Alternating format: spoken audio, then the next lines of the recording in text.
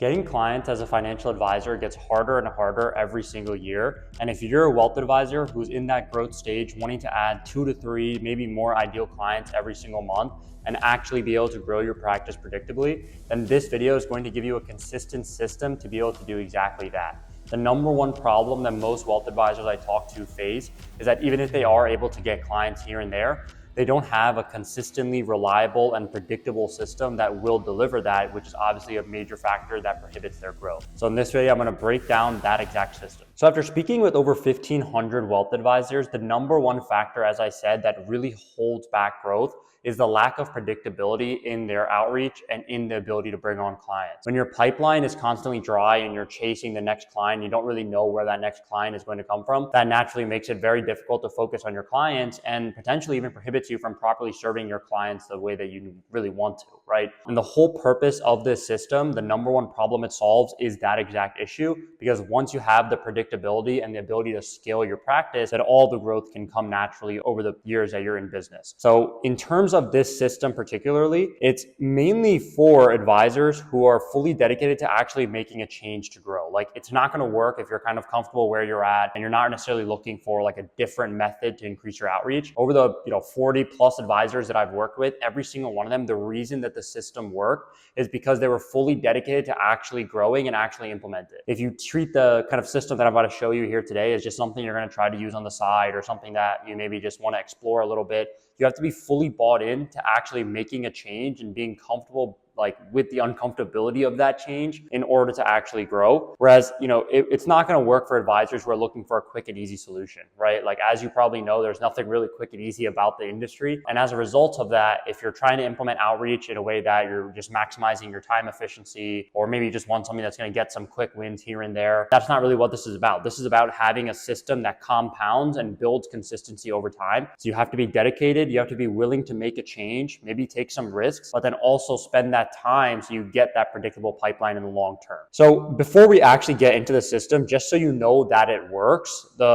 here are some of the advisors that have gotten some pretty good results using the strategy. You may have seen some of these in my other videos as well. For example, an RA that I worked with in the Bay Area, he's in the tech and RSU niche. He spent 2 years trying to get clients on LinkedIn without actually getting any results from it. And then within 90 days of implementing and learning the system, he was able to bring on 10 million in new assets. And now he's consistently able to still sign those, 1 to 2, maybe 3 ideal clients every single month. That's another factor of this that you'll see, is that we're really not trying to play the volume game, and we're not trying to chase 5, 6, 7, or even more clients every single month. Our goal is to go after the ideal clients where just 2 to 3 every month will allow you to hit those, good AUM goals that you want. And maybe it's not AUM, maybe your goals are a little bit different, but whatever it is that defines an ideal client for you, those are the clients that you want this system to help you acquire. Another result, for example, an advisor from an IBD, he never had success within his target niche on LinkedIn in the medical field, despite having really, really strong knowledge of his ICP, which is his ideal client profile. And then after implementing the system, he was able to now be at the point where he's able to bring on actually 4 clients every single month that are within his ideal range. And that's main factor there is the consistency with a strong pipeline. That now means he doesn't have to necessarily stress or worry about outreach or where his next client's going to come from, which also allow him to focus on the other aspects of his practice and actually serve his clients in the way that they deserve. The third, other one that's a little bit different from this, 6 months in, he was wasting a lot of time cold calling, emailing, buying leads, door knocking, which if you're an advisor who's kind of around this stage of your career, you probably resonate with.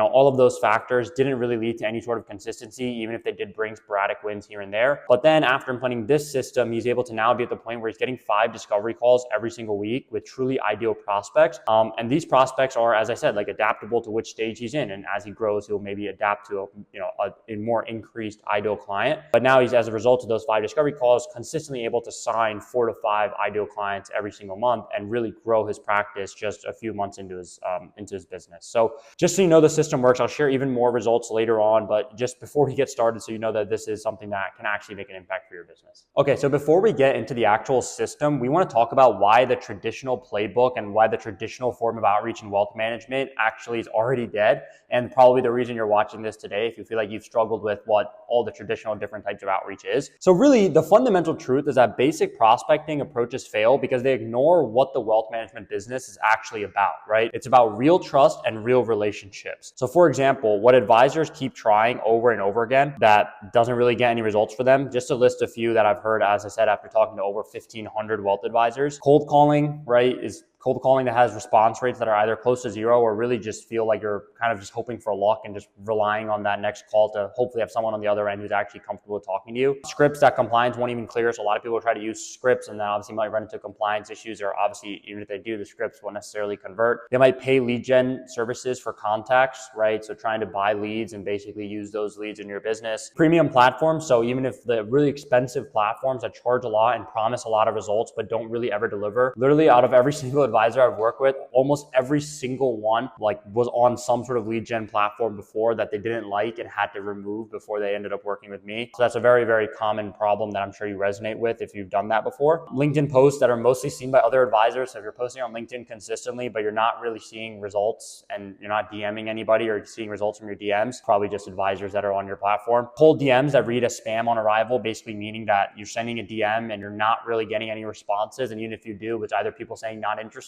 Maybe you get a call here and there with some low quality leads that don't really have a good relationship with you, but might have some sporadic wins, but nothing consistent. In the end with these, right? Like, as I said, the first one, you spend a lot of money, you don't really get any pipeline with, the lead gen services. You might spend a lot of time, but still be in the same place. You're not really building any type of trust. You're relying on someone else's leads, right? Like, you don't have that system of your own. You don't have that system that compounds over time. So you're actually owning it. And in the end, it's the same position that you were in the beginning, right? And that's kind of why all the traditional outreach methods aren't really working for advisors nowadays. And it really just comes down to the fact of relationships and being able to have a system that compounds those relationships over time, which eventually allows you to convert them. So before we go any further though, I think the first mistake that a lot of advisors really make before even getting into actual outreach itself is just the mindset, right? A lot of advisors, and I understand if you're really, want to grow your business, you have a lot of big goals, you start to get some desperation, but that desperation and wanting to pitch and always trying to sell is what actually ends up killing pretty much all different types of these outreach methods. Instead, you want to be centered and really truly know a person before you can even help in the first place, right? So nothing works without having the mindset of genuinely wanting to help and embracing that in your outreach. I see a pretty big fundamental disconnect in obviously the service that advisors want to provide their clients, which is they truly care about them and they want to really solve their problems.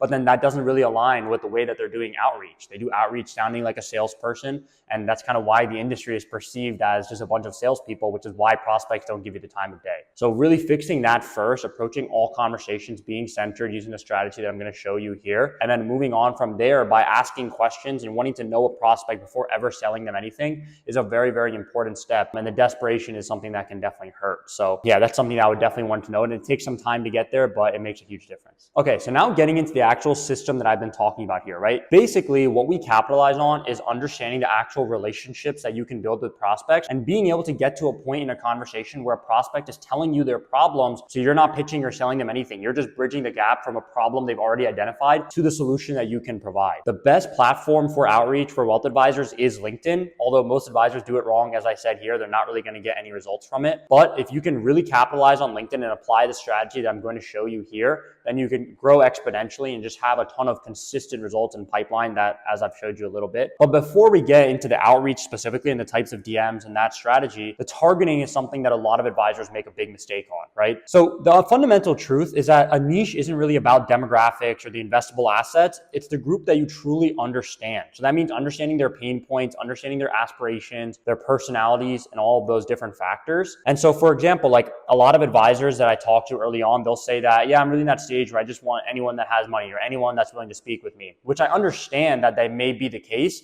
But when you're going out and doing outreach, you want to dial it down to one specific ICP, because when you're talking to them, they'll be able to tell when you know their world, when you know their pain points. And that's what the strategy is all about. Everything I'm going to show you after this is not going to work unless you know the pain points and you know something about the clients you're going after, which is why being too broad is just going to hurt you. So you have to know those pain points, and that's what's going to cause outreach that's not generic, right? You want to niche down, right? You don't want, this is something that a lot of advisors do, is like they don't want to niche down because it feels like they're just limiting themselves. And then as a result, they're not really sharing any context. So then when you're talking to a prospect, it just feels like every other advisor who's talking to them. And then again, obviously like referrals are tough to rely on because you don't actually have that specific outreach strategy that's bringing you the consistency in. And that definitely starts from understanding your actual targeting first. In the end, a niche could not necessarily be just a demographic. It could be a problem that you're solving, right? Because in the end, it's more so about those solutions that you can provide that solve a very, very particular pain point for this set of people. Credibility is big for the niche because especially if you're going after certain niches where people know each other, right? That can make a huge difference, especially if you're trying to build out your referral network. But also when you're speaking to somebody, as I said, they're going to be able to tell when you actually understand their world, and that builds your credibility. And overall, right, like that's how you really go from strangers to actually building warm contacts. And that's the strategy that we're going to use here. So just examples, right? As I said, like with some of the clients that I work with, some of the biggest problems that they help solve is like RSUs, right? Obviously equity compensation is a big topic, and that's just something that grows more and more nowadays. A lot of advisors feel like it's a crowded niche. I personally don't think that's the thing. Like you don't really have to go after a new and novel niche. The reason the niche is crowded is because there's a lot of people who need help with it, right? You just have to differentiate yourself by using a proper strategy that builds a relationship with your prospects more than any other advisor has. And you have to be able to get that prospect to open up and for you to show them that you understand the pain points that they're trying to solve. So that's why like the niche is a lot more about the personality factors, the psychographics, understanding pain points and all of those more than just the demographics and feeling like you're trying to find a novel niche. Again, like business exits is another big one. Like with business owners, that's a good example of really solving a big problem that's much deeper than just the finances, right? So again, like if I backtrack a little bit, when we're talking about pain points, it's not just the surface level problems like, oh, I'm trying to capitalize on as much, investment as I can make or capitalize on as much growth as I can possibly have. A lot of it is more about the underlying pain points, right? So let's say you're talking to business owners and you know that one of the biggest problems you face or that you help them with is really getting clarity around exiting their business or getting an understanding of what options they have, right? So you have to go to the deeper second and third level impacts of that, right? Like obviously you probably see this all the time where it's like for business owners, if they're not necessarily sure on where their future is going to be, it just stresses them out. It's hard for them to live their life, right? They're not entirely able to enjoy it, right? Whatever the case may be, you want to understand those second and third level impacts. And then physicians, a lot of the advisors I work with will work with physicians and other people in the medical field just because it's a niche where obviously there's a lot of complexity with their finances and also they want to be able to live a good life, obviously being so busy, everything outside of that, you want to have that handled. So that's one other potential second layer impact beyond just maximizing the actual financial aspect of it. I already went over this, right? But it's just an example, like with that one niche, as I said, the fact that this advisor knew his niche so deeply was one of the most crucial aspects of his success. And it all came from learning how to show his ICP that he knows their world, not just pitch and hope. And that's why understanding the ICP a lot more than just the surface level demographics and like investable assets or just, the industry that they're in, you have to go a lot deeper than that. And really like when you're staying broad, if you're trying to target anybody with a pulse, then you're going to have that generic feeling that's going to get ignored because every other advisor is going to sound exactly the same, right? And that's what we want to differentiate from. So hopefully that gives some clarity on like what you have to do with targeting. Obviously this conversation can go a lot longer, but this is something that's really, really important. Okay. So now when we get into the strategy of actually starting those conversations, the first thing you have to understand is what that even looks like from the top level, right? So before you even send a message, you have to understand that, the way you build a conversation goes in this format. You have value and credibility, which builds your trust, right? So value basically means that you're not coming across pitchy. You're not trying to sell something. It's evident that you just really want to help. And then credibility comes, as I said, a lot from your niche, because even if you aren't necessarily the most experienced in that niche, the fact that you know their niche so much automatically builds your credibility, and that creates trust. Once you have trust and you add in real conversations, that's what builds a relationship, right? When I say a real conversation, that means not just asking about their business, about their job, trying to ask about their finances, right? It's about talking about things that have nothing to do with that, building a personal relationship the way that you would, at a networking event. I'll show you what that looks like a little bit. And then from there, once you have a relationship, you may have to just factor in some time, right? Not everything is going to be extremely quick, and a little bit of that patience is going to make an impact, and that's how you actually get clients. So this is what the strategy is built around. And when we go a little bit deeper, like, when you start with that initial outreach on the DMs on LinkedIn, obviously I can get into the whole like logistics side of things as well, but you have your niche and you have your targeting, you use Sales Navigator to build out your lists. And then after that, and you send your connection request, you just have to DM people that accept, right? When you're doing that, the way you have to approach it is, as I said, not talking about finances, not asking some, very corny questions just to basically get them to start reflecting on their career, whatever the case may be, sounding like an interviewer. It has to feel natural, like you're talking to a friend, like you're starting a new conversation with someone who's, it's in a friendly setting. Maybe you're at an event, whatever the case may be. A lot of advisors are really good in person, but starting those conversations online for some reason feels awkward, and you want to avoid that awkwardness. It has to feel very natural and very casual. Again, using AI is a great way to ruin your credibility and not sound like a real human. And again, it goes back to what I said before about just wanting a quick and easy solution. You want to really understand the tonality behind it, right? Going into my next point. Having casual and friendly tonality is crucial to actually sounding natural and actually getting engagement, right? Tonality is one of the toughest things to crack. And so if I look back at all the advisors I work with, the ones who got results quickest were able to crack the tonality very quickly, right? And then the ones who maybe took a little bit longer, that means that it was a little bit unnatural for them to message online. So this strategy can work for anybody, but if you're not very comfortable messaging online, that's something you really, really have to learn. And getting that casual and friendly tonality is the first step to having any sort of reasonable conversation. From there, building a relationship, right? Again, this goes back to what I said about the mindset, where you don't want to approach the conversation. It's like, oh, what am I going to get out of this? What's the end result, right? All of those things. You want to approach the conversation thinking like, okay, like,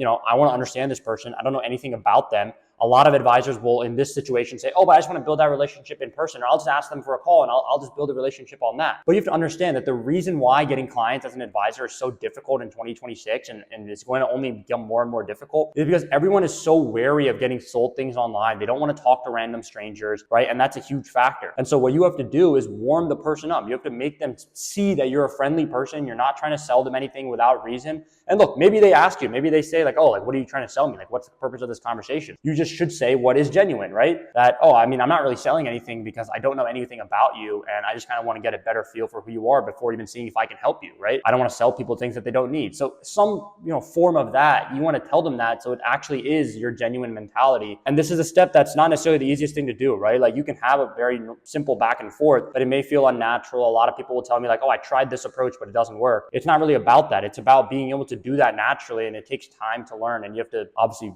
implement it in that way. Then the most important factor is the deep questioning, right? When you learn the skill of questioning, every single conversation will feel so easy to convert because you learn about the prospect, you use what you learn in your knowledge of your ICP to ask questions that they actually answer, right? That's a huge roadblock that a lot of advisors face, where they'll ask a question and just get ghosted because it sounds too salesy. Again, it's not easy. Like I said, even here, it's the hardest skill, but it's the single most impactful one. But once you're able to ask the questions that really uncover problems, now you can just bridge the gap because you never have to pitch, you never have to sell. Your prospect has already found, and identified the problem to you that they're facing, and now you can show them how you help them. All the results I showed you before, all the results I'll show you after this, it really comes off the back of asking deep questions and being able to be natural, make the transition not choppy, and do all of those things that go into having that smooth flowing conversation that, again, doesn't feel like you're trying to sell them something. So these are just some of the core tenets. Obviously, as I said, this is a shorter video. It's going to take a long time to go over everything, but hopefully that gives you a better picture of it. Now, just an example, like if we're talking about initial outreach, a lot of advisors struggle to even picture what this looks like. This one on the left is something that I got sent actually on LinkedIn by an advisor, which is funny considering my,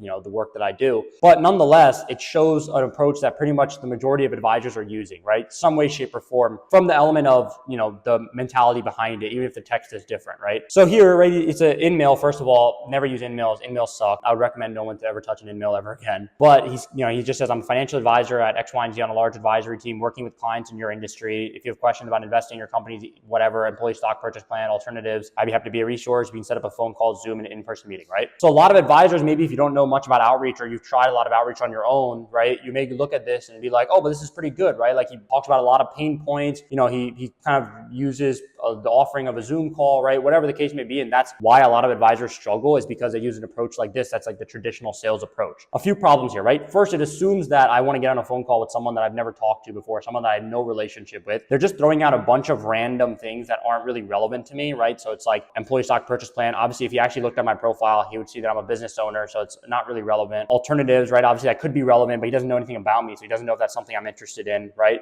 And it's really just so broad, like other major financial decisions. He's just throwing everything out there, right? So really, the fact that it comes down to is not about like crafting the right message from a script point of view or anything like that. The tonality mentality, as I said, is a big piece. This sounds very formal and very professional, which turns a lot of people away because, again, the industry is already perceived as a lot of like salesmen in suits, and you want to avoid that. The other factor is it lacks specificity. There's nothing really about me on this message. Like, even if you include a company name here and there, it's not relevant to what I do and who I am, which you could definitely see just by looking at my profile for, even a quick second. Then the other factor is, again, the mentality that I talked about before. It's very much so about selling instead of understanding. And that's the factor we want to change. For example, as I said, the goal of your initial outreach in this strategy should be to just start that conversation, right? So in this example, the advisor is the one up here. He just said, oh, I have a client in Med at AI2. You just made the switch recently, right? I know it's crazy times. You have that casual tonality. And then something about location. Like, these personal aspects is what allows you to have a real connection with the person and actually make genuine conversation, because nothing in here is about selling, right? Nothing in here is really about just trying to talk about finance. And that's why it starts a really good conversation. And actually, this is one example, and I think I even included it down here.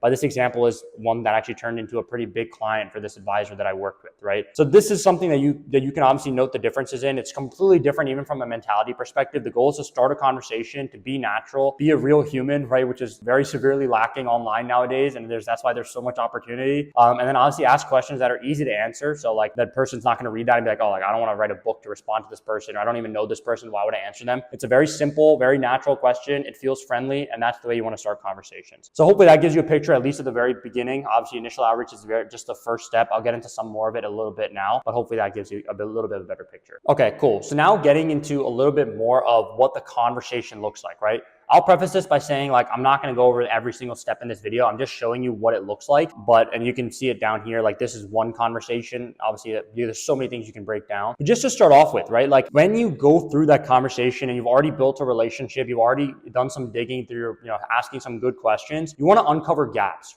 Right? The goal is to uncover problems or gaps in this person's financial life. So for example, like, eventually this advisor gets to the point where he's able to ask a question like this. Obviously before this, there was a ton of other conversation with the relationship building, understanding his job, understanding where he's at in life, whatever the case may be. But then now a problem comes up. So now the prospect says, like, yeah, I've done it myself, but roughly I don't have an age target, but playing it smart, haven't been urgent, but we're getting closer, right? So in this situation, you can see, like, no one's ever, maybe they will, but it's very rare. That's obviously not what the strategy is about, where prospects are just going to magically open up and tell you everything there is to know. If they do, then great. But again, we're not relying on luck. You're going to have a strategy that allows them to open up, and you kind of incite that. And that's what this is about. And then from here, right, so they uncover a gap, but it's not necessarily a big problem. Like, he says, I've done it, but I've done it a little bit roughly, and I don't have a target, but I'm playing it smart. So he's, the prospect saying, I'm in a good spot. I'm not necessarily dying to change anything. But now this is where the context and bridging that gap makes a difference. And that's why the relationship and finding those problems beforehand actually matter. So here, the advisor's just kind of saying, like, why it's important to have that picture of age. Like, you want to use what the prospect's telling you. Doesn't have an age target, right? He's done it roughly. So these are things that you want to pick out and be like, okay, this is more of a problem than he thinks, roughly, and not having an age target, whatever the case may be. From there,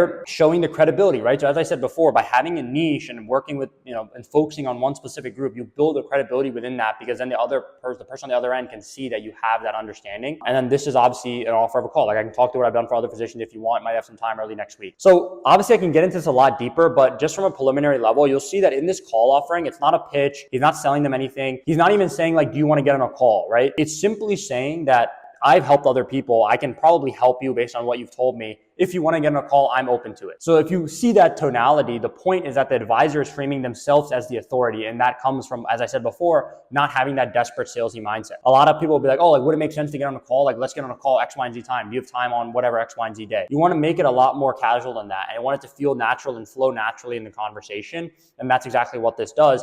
And you only offer that call after you found a pain point. If you haven't gotten to the point where you know a pain point, again, you're just kind of pitching and relying on luck and hoping that this person wants to talk to you. The other side of that is a lot of advisors will get on calls with prospects who aren't actually interested in financial services or actually want to buy. They just kind of are willing to connect and have that conversation. Problem with that, it's low lead quality in the sense that there's going to be a lot of no-shows, and you're also going to have a tough time converting because you have to do your entire discovery on the call. And so maybe there's situations where people are open to just connecting, but it's not optimized for the actual consistency that we want. Another example here, going into personal pain points, like a big element of the strategy is you want to really resonate with yourself. You want to, again, going back to what I said before, show that you're a real human. human, right? It sounds crazy, but that's really all it takes from a very simple level, is showing that you resonate with the person on the other end. So for example, if you're going after clients who are maybe in a similar position to you, maybe it's like by stage of life or career or whatever the case may be, maybe background, there's a lot of ways that you can resonate personally. And even if it's not on the business, professional side, even on the personal side, like the more connections you can make with interests, hobbies, location, whatever, that's going to make a big difference. So for example, here, the advisor says you hit home on that sleep part. I remember, and that was the same for me not too long ago. It was extremely stressful for me. You guys have someone staying at home or what, right? So you can see like the questions really start with something that's very more on the personal side, not maybe on the job side, maybe on the business side, but not really about finance. You can't just jump into finance and expect someone to open up. It takes time to get there, and you have to be able to ask the right questions naturally. And then that's where a pain point comes up, right? The stressful aspect of that. And then this is actually with this conversation that I said before, it's a person who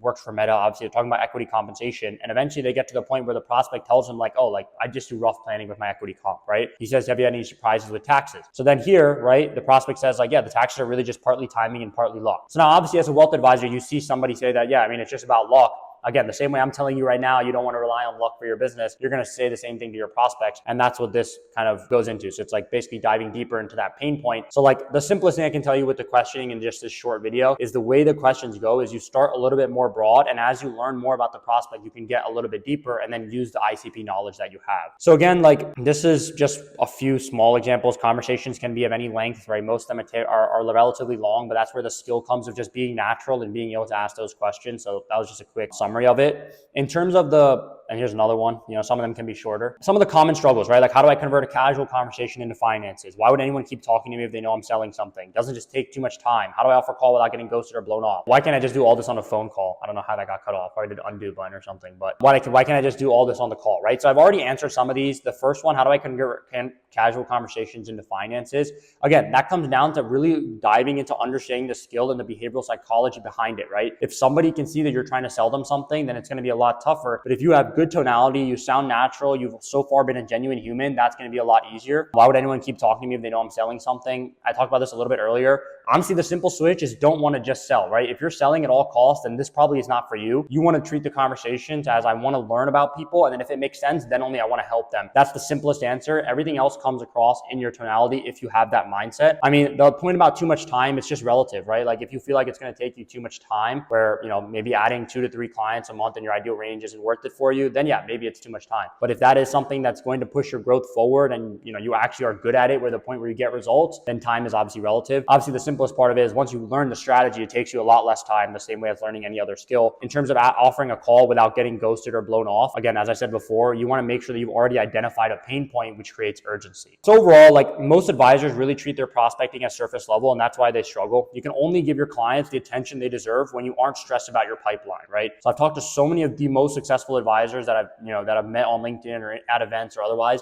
and they'll tell me that the reason that they were able to succeed is because they focused on prospecting first and invested heavily, both time, effort, money, and everything into learning prospecting. Because once you get good at that and you have consistency, you don't have to stress about it, then you can serve your clients the way that you need to. So that's a quick summary of the outreach strategy, and hopefully that helps give a better picture of what the strategy actually looks like. Okay, and just really quickly, I want to talk about like what actually separates advisors who stay in and put the time and effort in compared to advisors who kind of are looking for quick wins, right? As I said, sporadic wins aren't going to solve the actual problem, right? You're still going to have the fluctuations in your pipeline. You're going to be stressing about it. You're not going to be sure where your next client's going to come from. The point of learning this strategy is that you no longer have that inconsistency. Everyone that I've worked with that's actually implemented this and learned it, they have consistency basically forever as they use their outreach system, where they don't have to really worry about where the next client's going to come from. They have a full pipeline, right? What that comes from is like you don't want to give up. A lot of guys will just give up if they don't see results quickly. You kind of expect one conversation to close a client. Most calls, definitely follow-ups are important, right? That's a crucial part of it. A few sporadic wins, not getting that consistency, you think it's not working. In the end though, the fact is that this is a strategy that takes time and effort and frankly a lot of money to learn sometimes.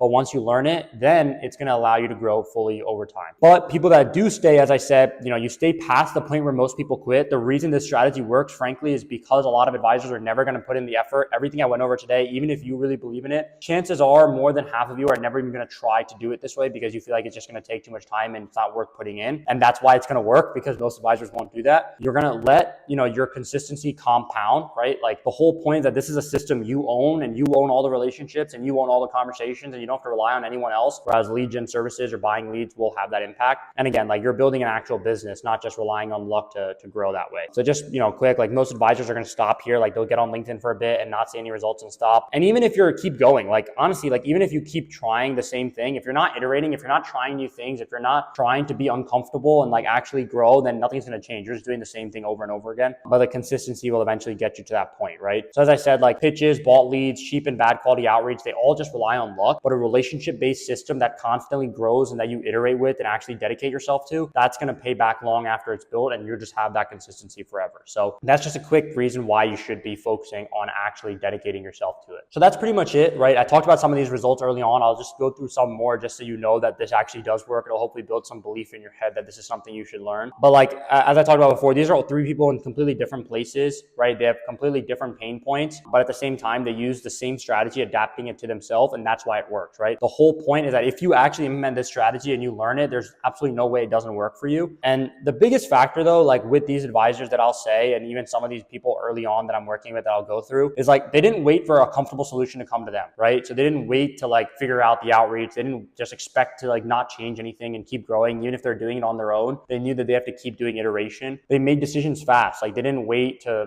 for months and months to try to change something that's not working for them. And they fully bought in. The only reason you get these results if you're fully bought into your growth and you're willing to be uncomfortable. Because frankly, like, the definition of growth is that it's going to be uncomfortable. You're never going to have comfortable growth. And anything that is comfortable, it's probably not worth doing in the first place, at least when it comes to outreach and prospecting, and frankly, other places in life too. But just to go through some other currently early client wins, like my client Matt, 43% reply rate. He booked 4 discovery calls with high value med tech executives and CEOs, and just the first month of working with me. Daniel, he has a 3 times increase in reply rates, 4 to 5 meetings booked in 1 week. And actually, since I put this on the thing, he's already signed 2 of those just a month and a half into the program. Justin, he's gotten his first client who's a physician from LinkedIn ever. Well, that's the target that he's wanted to focus on for a long time. And he has multiple discovery calls with residents/physicians. Dean's onboarded multiple clients. He consistently has reply rates over 45%. Obviously, you'll see the reply rates are the biggest change here. When you learn the initial outreach strategy, it's very easy to get that. And again, like, the consistency of having multiple discovery calls. Some more here. I'm not going to go through all of them, but just so you see, like,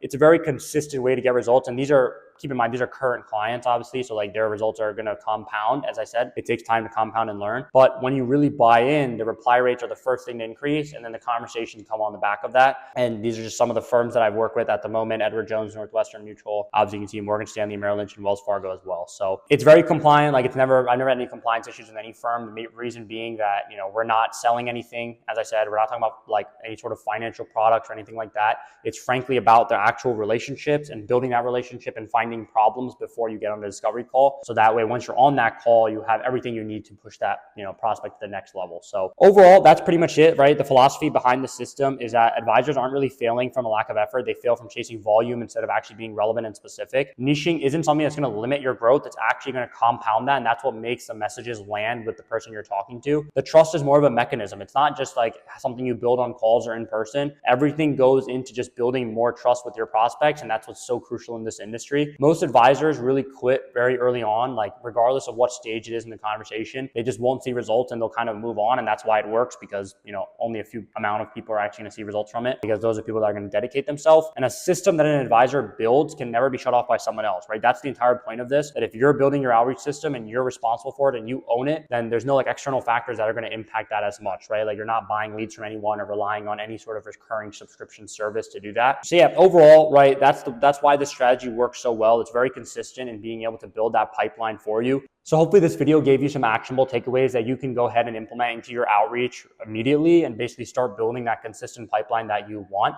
If you're an advisor like one of the people I talked about here, where you're dedicated to your growth, you're willing to take risk and be uncomfortable, and you're really, really focused on building a consistent pipeline for the long term, I'm actually going to incentivize you to work with me. Like, if you book in a call, I'll show you what that looks like. Advisors who move fast and are dedicated are the ones who get the most results. And I just want to work with more advisors like these ones who have gotten some amazing results. So feel free to book in a call with me on my Calendly link below. You can connect with me on LinkedIn and shoot me a message there if you prefer. And I'm happy to chat and see if it potentially makes sense to work together. But other than that, I hope this video helped and I wish you best of luck.